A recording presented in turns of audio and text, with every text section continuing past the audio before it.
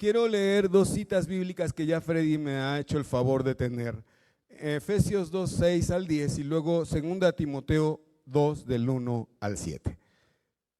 Y en unión con Cristo Jesús, Dios nos resucitó y nos hizo sentar con Él en las regiones celestiales, para mostrar a los tiempos venideros la incomparable riqueza de su gracia, que por su bondad derramó sobre nosotros en Cristo Jesús. Porque por gracia, ustedes y yo han sido salvos mediante la fe. Esto no procede de ustedes, sino que es el regalo de Dios. No por obras, para que nadie se jacte, porque somos hechura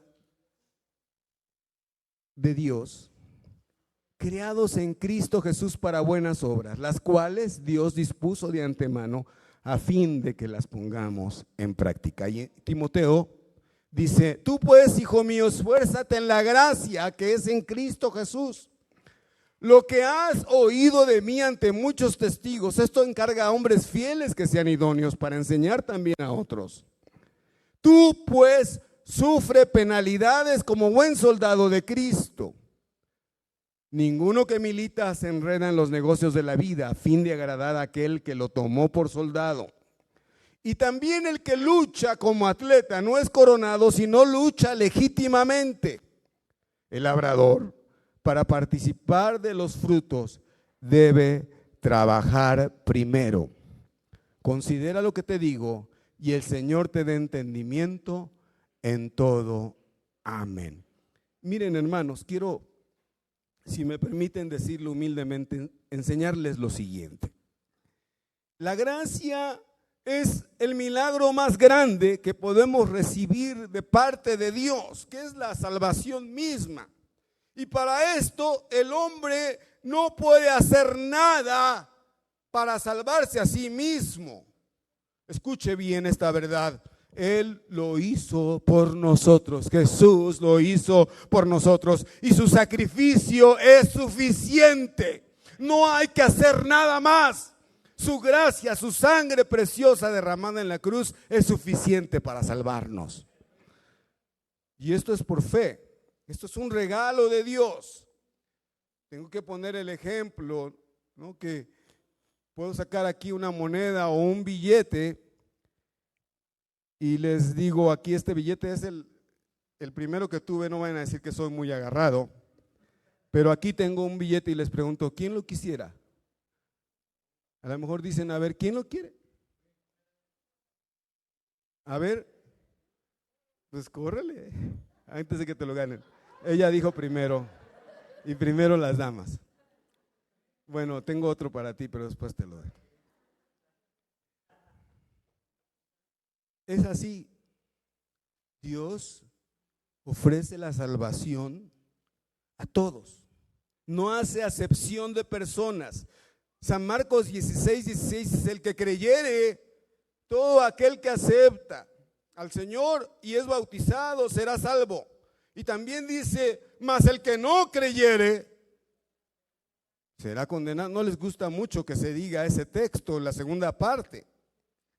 Ahora, ya hemos dicho enfáticamente como una verdad que la salvación no es por obras, que es un regalo de Dios, y que ese regalo de Dios, como la hermana que dijo yo lo quiero recibir, tiene que venir, tiene que recibirlo, el regalo que Dios nos ofrece, y es abiertamente. Dios no hace acepción de personas, de nacionalidades, de colores. Nadie puede negarnos la oportunidad de recibir esa bendición de Dios. Pero parece que el sermón, para los que nos están viendo, ya se dieron cuenta que el sermón encierra una paradoja o una contradicción en sí mismo, porque si es gratis, entonces, ¿qué debemos hacer nosotros o cuál va a ser nuestro trabajo en esta bendición de la gracia? Y el título del sermón es: la gracia es el móvil de nuestro quehacer. ¿Cómo vamos a corresponder a ese grande amor de Dios? ¿Cómo corresponder? Y hermanos, no hay otra forma sino con obras. Dile a tu hermano que está a tu lado, debe ser con obras, con obras. ¿Y qué significa esto? Que tú y yo, por agradecimiento a tan grande regalo de Dios, tenemos que desbordarnos en obras. Es decir, que el cristiano no puede darse el lujo de ya recibir el regalo de la salvación y sentarse y no hacer nada. Más bien, la salvación y el sacrificio tan grande que hizo nuestro Señor Jesucristo nos debe mover al quehacer. Debemos dar fruto. Ese fruto debe ser, hermanos, el reflejo del agradecimiento de cada uno de nosotros a lo que Dios ha hecho en nuestra vida. Diario el Señor nos bendice. Diario el Señor nos da, aunque nosotros no correspondemos en ocasiones, es más, voy a decirlo, no merecemos tanto amor.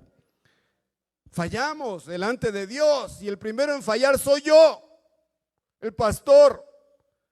Y los siguientes, aunque ustedes no lo digan, son ustedes, amados hermanos. Diario fallamos, pero Dios es misericordioso y perdonador, y por eso estamos aquí. Ahora, si es un regalo y es un don de Dios, entonces nada tengo que hacer. No me corresponde hacer nada a mí. Ya dije, pareciera una paradoja, pero vamos a la palabra. Porque en la segunda parte de lo que leí, el texto que San Pablo escribe los dos, escribe Efesios, escribe a Timoteo, pero le dice a Timoteo, debes esforzarte en la gracia. Esfuérzate. ¿Y qué es esforzarse en la gracia, amados hermanos? Y eso, si me permiten, es lo que les quiero enseñar. Mira, todos hacemos algún esfuerzo en la vida por alguna meta, algunos por terminar una carrera, algunos por casarse, otros por adquirir algún bien. Uno tiene que esforzarse y esto cuesta muchas veces sangre, sudor y lágrimas para lograrlo. Pero aquí enfáticamente el apóstol San Pablo le dice a Timoteo, primero ya hemos dicho, declara, la salvación es gratis, es por gracia, pero y luego le dice a Timoteo, pero debes esforzarte en la gracia, ¿no? Parece contradictorio, ¿no? ¿Y qué es esforzarse en la gracia? Es todo lo contrario a tratar de hacer las cosas por nuestras propias fuerzas. Cuando tú y yo humildemente reconocemos que no podemos hacer nada por nuestras propias fuerzas y empezamos a decirle al Señor, Señor, actúa tú a través de mi vida, tu obra, esto que yo no pude hacer, hazlo tú. Por ejemplo, ¿cuántos padres de familia están orando, o más bien hacen el esfuerzo humano porque sus hijos se salven, porque sus hijos vengan delante de Dios? E incluso algunos de ellos hasta llegan a amenazar a sus hijos o les ponen condiciones, pero esa no es la forma, amados hermanos, esa es una forma humana, es una forma carnal de hacer las cosas muy a nuestra manera. Pero cuando el padre se da cuenta que no es la forma, que no es el método correcto, entonces dice, ya no lo voy a hacer a mi manera, ahora lo voy a hacer de acuerdo a la gracia de Dios.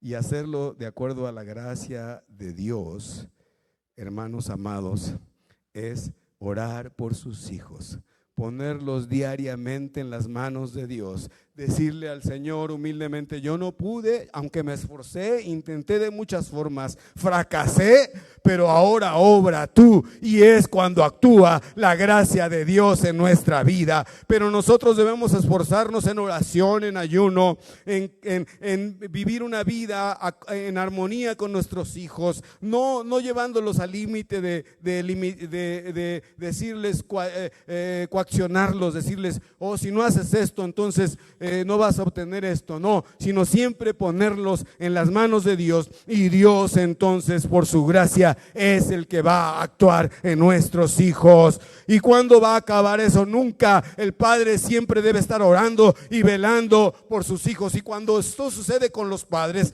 también sucede con el esposo. Cuando el esposo no quiere acercarse, o cuando los hermanos o cuando los amigos no quieren acercarse, no es por nuestras fuerzas, sino es a través de la gracia de Dios. Y para que actúe la gracia de Dios es importante que su testimonio, es decir, sus obras, hermanos, hablen más de lo que Dios ha hecho en su vida.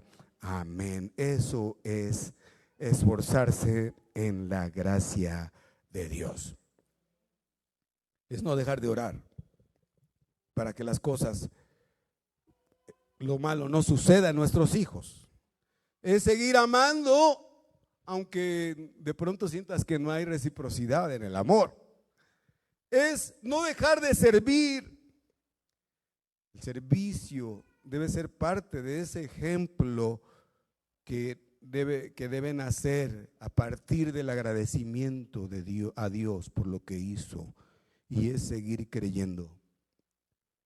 Aunque las cosas y las circunstancias te digan, deja de creer, ya no creas más, has fracasado, yo prefiero creer en el Señor. Pablo exhorta a Timoteo para que se esfuerce. Esto no es fácil. Vivir así no es sencillo.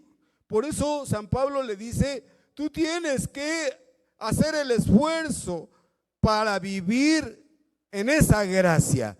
Y luego le explica 3 ejemplos a los que quiero aludir. El primero, ese ejemplo de esfuerzo que tiene un soldado. Un soldado debe sufrir, debe disciplinarse. No sé quién de los que están aquí haya estado en la milicia, pero un soldado no hace su voluntad, más bien renuncia a su propia voluntad, renuncia muchas veces a sus propios anhelos y solo está para obedecer. Ayer platicaba con el taxista que me trajo del metro hasta acá y me preguntaba, ¿por dónde se va? ¿Por dónde quiere que me vaya? Y le dije, váyase por favor por esta calle, se llama Delfín Madrigal, porque me puedo ir por otra calle. Una ocasión una persona iba a donde usted mismo y me dice, váyase por aquí derecho, y dio una vuelta tremenda, y yo lo que hice como chofer, y le convino por supuesto, es obedecer, y me dio una vuelta tremenda para llevarla a donde usted, aquí al templo. Y le dije, por favor, usted ha comprendido la bendición de obedecer. Y si todos comprendiéramos la bendición de obedecer, principalmente a Dios, nos iría muy bien en la vida. Y un soldado es alguien que está para obedecer, que no hace su voluntad. Y San Pablo le dice, debes esforzarte así como se esfuerza un soldado.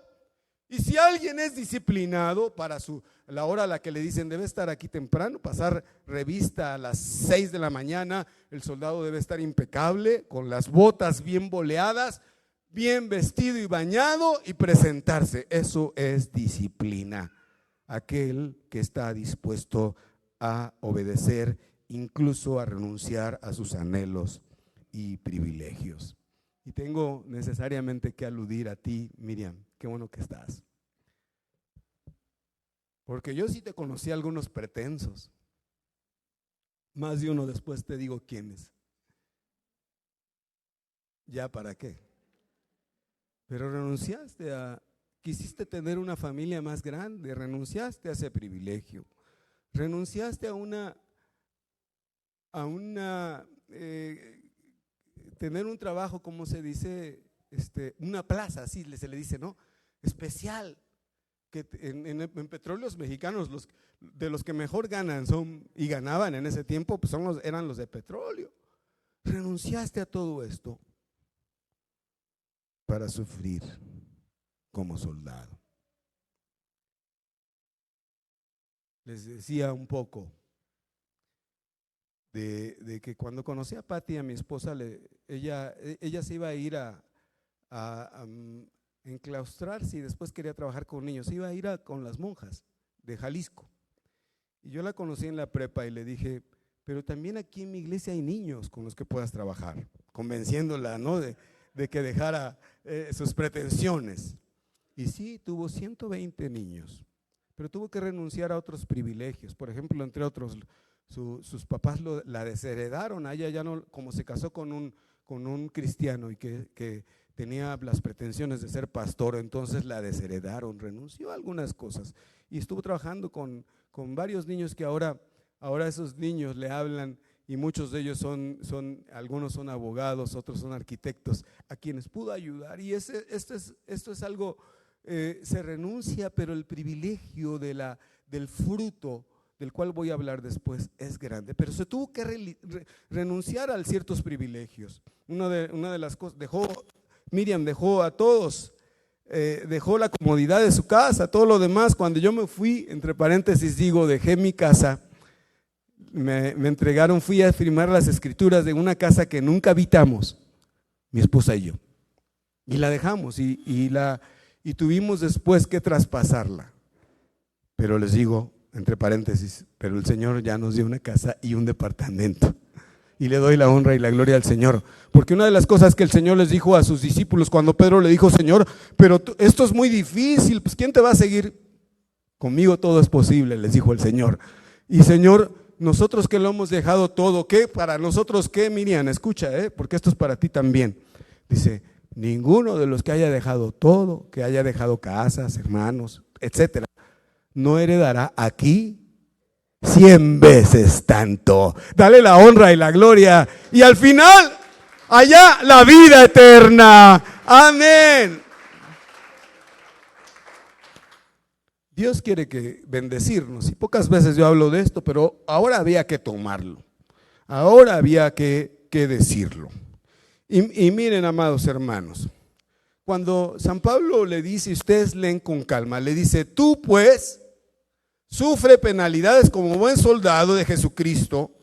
¿Por qué le dice tú pues? Porque implicaba eso, tú pues necesariamente implicaba que algunos no se habían esforzado en la gracia de Dios. Y les voy a dar un dato aquí, y ya después lo buscan ustedes en la Biblia.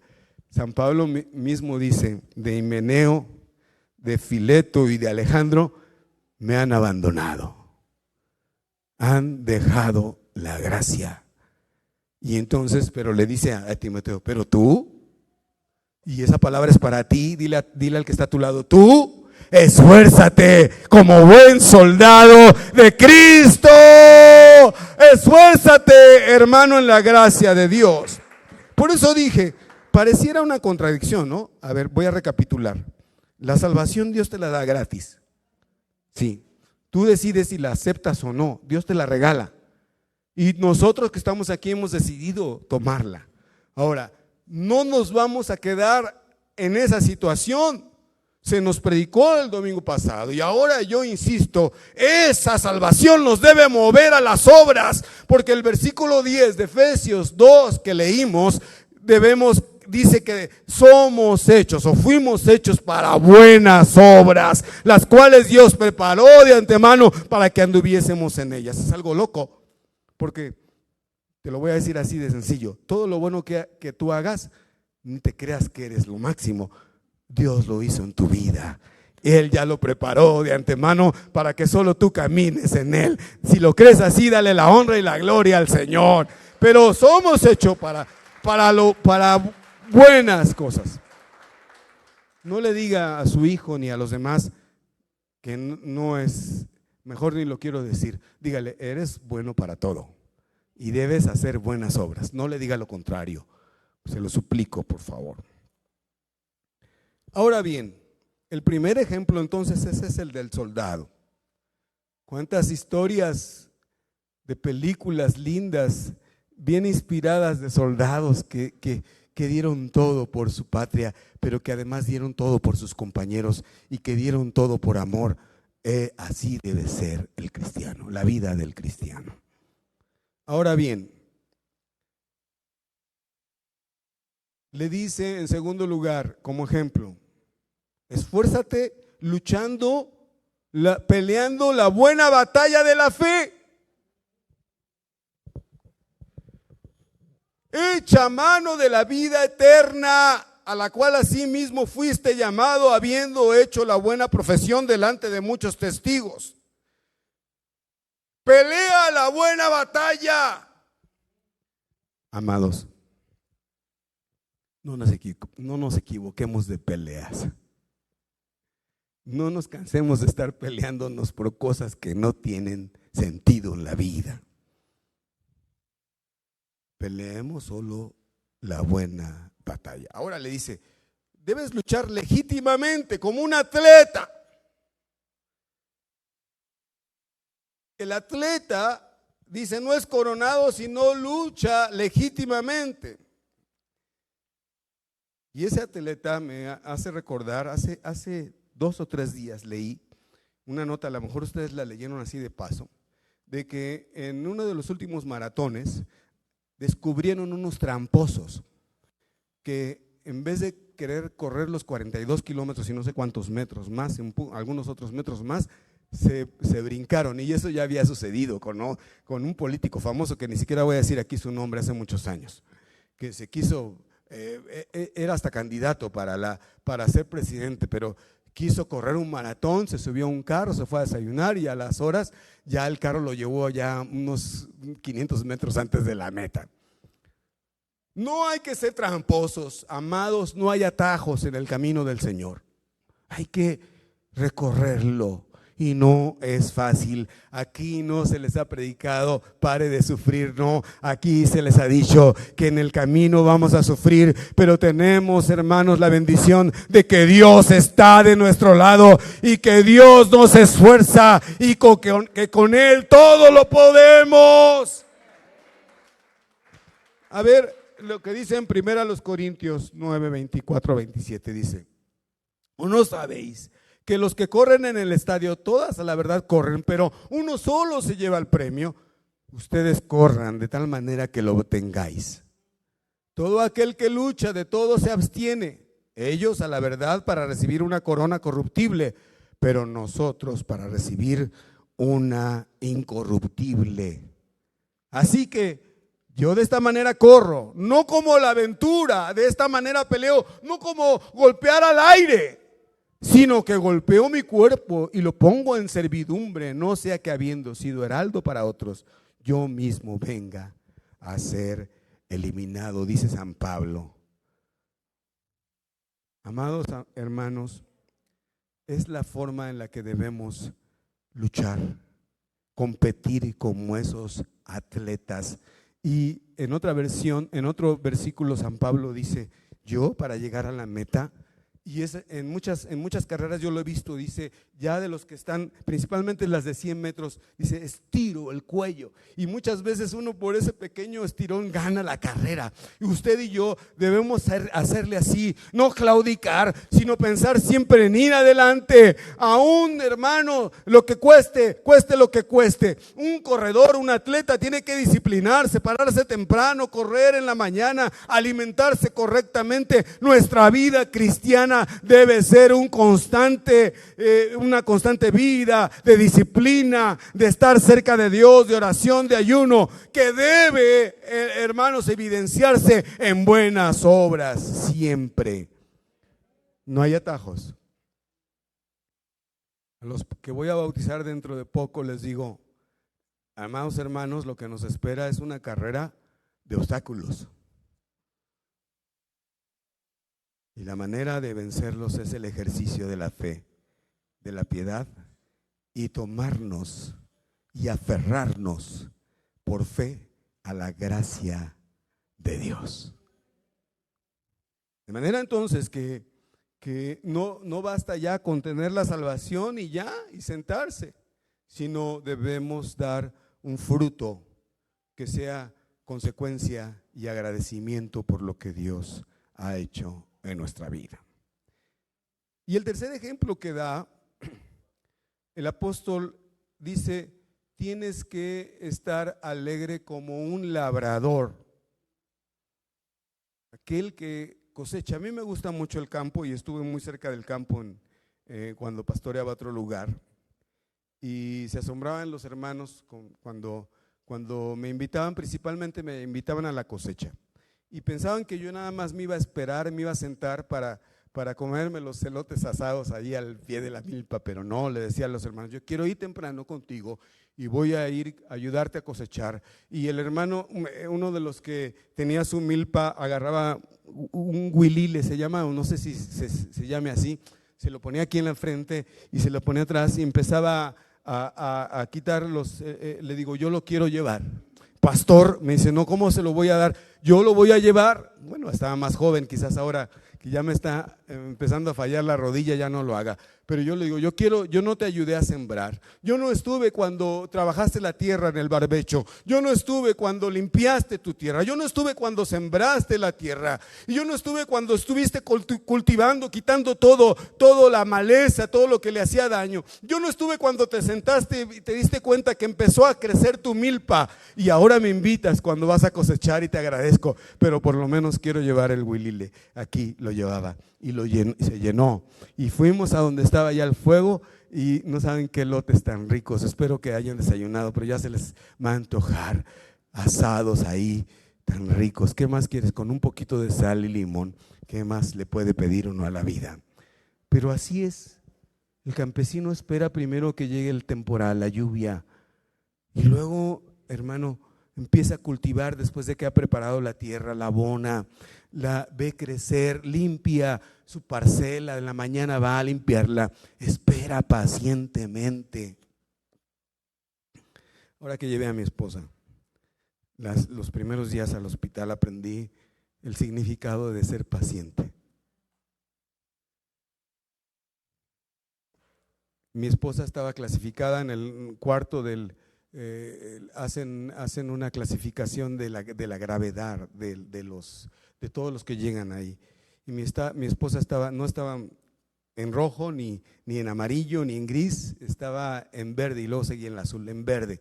De manera que estaba anotada ahí en verde, pero al doctor que le asignaban ya tenía un número para entrar, pero llegaban algunos con graves, amarillo o gris o rojo, que era cuestión vital. Entonces nos fuimos prolongando 1 hora, 2 horas, 3 horas, 4 horas. La primera vez le dije, regresémonos porque te clasificaron que no estás tan grave. Y luego la siguiente vez que el Señor ya nos dijo, ya los van a atender, quédense, esperamos 2 horas y media. No fue mucho quizás para ustedes, pero a mí, como iba mi esposa, a mí se me hizo mucho. Y dije, bueno, que no hay ningún privilegio aquí de un hijo de Dios, de un pastor, ¿no? ¿Por qué? ¿Por qué se va a hacer un privilegio, una diferencia contigo? Y hay que aprender a ser pacientes. Y una de las veces que les compartí, y te agradezco, Marco, que me estés ayudando a compartir, les leí ese texto. Y esperaré pacientemente. Pacientemente esperé al Señor.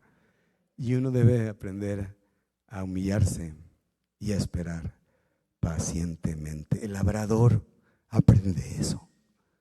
¿Cuánto 4 meses o 3, ¿no? Que tarda desde que prepara la tierra hasta que se puede comer un elote, que puede disfrutar del fruto de la tierra. El cristiano debe ser así. Si el Señor te ha prometido que te va a dar un fruto, si el Señor te ha prometido que te va a dar a tu familia para Cristo, si el Señor te ha prometido que te va a dar un buen trabajo, te aseguro que el Señor va a cumplir, pero tú debes aprender a ser paciente. Eso es, hermanos, esforzarse en la gracia. Esforzarse en la gracia entonces no es quedarse con los brazos cruzados después de haber recibido la salvación, aunque aclaro, ya lo dije, que las obras no nos van a salvar. Pero les tengo una buena noticia y ya con esto estoy terminando. Dios nos va a premiar de acuerdo a lo que hicimos. Miriam, no para salvación, pero a todos nos va a llamar a cuentas. La salvación es una cosa y es gratis, ¿verdad? Pero ya dije que nos debe mover a las obras y nos va a llamar a cada uno. William, a ver, ven, te di estos dones, te di estos talentos, te di estas bendiciones. ¿Qué hiciste por mí? A cada uno. Y ya se nos predicaba, ¿no? Que el Señor nos dirá, venid benditos de mi Padre, porque tuve hambre y me disteis de comer. Estuve enfermo y me visitasteis. Entre paréntesis, quiero agradecer a todos los que amablemente han estado, ha dedicado algunas horas para estar con mi esposa. Dios les va a pagar. Porque tuve sed y me diste de beber, y etcétera. Estuve desnudo, estuve en la cárcel y me visitasteis. El Señor nos va a premiar por eso. Amado, la evidencia de la gracia en nuestra vida son las obras. Y mi oración, mi ruego delante de Dios es que ese fruto se vea en tu vida, se evidencia en tu vida.